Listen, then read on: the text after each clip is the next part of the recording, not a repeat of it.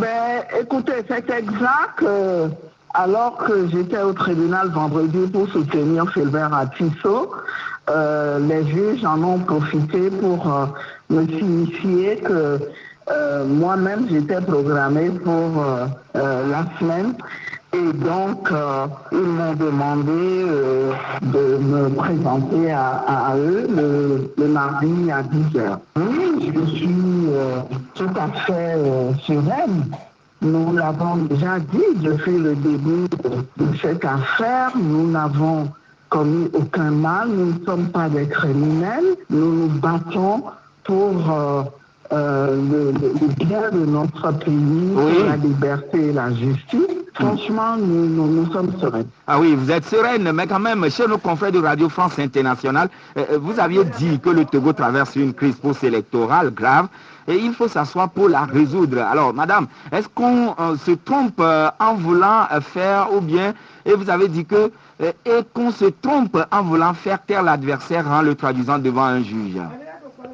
Absolument, absolument. Je l'ai dit et depuis que nous étions convoqués au SCRIC, c'est quelque chose que j'ai dit de manière très claire dans la déclaration que j'ai eu à faire devant les enquêteurs. Et je le redis, j'y crois fermement. Je pense que tout le monde voit que ce genre de conflit, ce n'est pas devant les juges, en les règles, mais c'est entre politiques qu'on s'assoit et qu'on se parle et qu'on recherche la meilleure solution pour le bien du pays, dans l'intérêt supérieur de la nation. Et dans l'intérêt supérieur de la nation, mais voilà, en pleine tempête, celui que vous défendez, M. Gabriel Mensah Guillaume Kodjo, d'aucuns estiment qu'il vous abandonne seul. Qu'en est-il?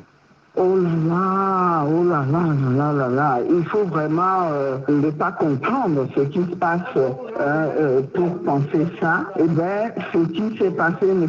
Guillaume a été très clair. Il est menacé et donc il s'est mis à l'abri. Mais je peux dire aux Togolais qu'il n'a pas du tout renoncé au combat. La lutte continue, c'est un engagement qu'il a pris. Il est conscient qu'il est investi d'une mission. Nous devons nous battre pour que l'alternance intervienne cette année et dans l'intérêt de tous. Oui, mais Madame Adjamabo Johnson, ma dernière question avant de vous laisser partir. Où se trouve actuellement M.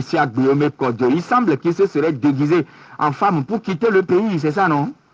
Je laisse à ceux qui disent ça la responsabilité de ce qu'ils disent. Je me demande comment eux ils l'ont su. Est-ce qu'ils étaient postés à une frontière quelconque? Ça suppose qu'ils savaient qu'ils devaient passer la frontière. Je leur laisse l'entière responsabilité de leurs propos. Merci Madame Adjamabo Johnson Kafi. Je rappelle, vous êtes la porte-parole de la dynamique Monseigneur Kodjo. Et toujours par rapport au candidat Guillaume Kodjo, arrivé deuxième avec 19,46% à l'issue de la présidentielle du 22 février dernier, il nous revient que, craignant pour son intégrité physique et qu'il serait, on dit, un plan de son élimination physique, le candidat à Guillaume Kodjo, qui réclame toujours sa victoire, a préféré rentrer dans le maquis depuis jeudi 9 mai, selon ses proches, contactés par Victoire FM.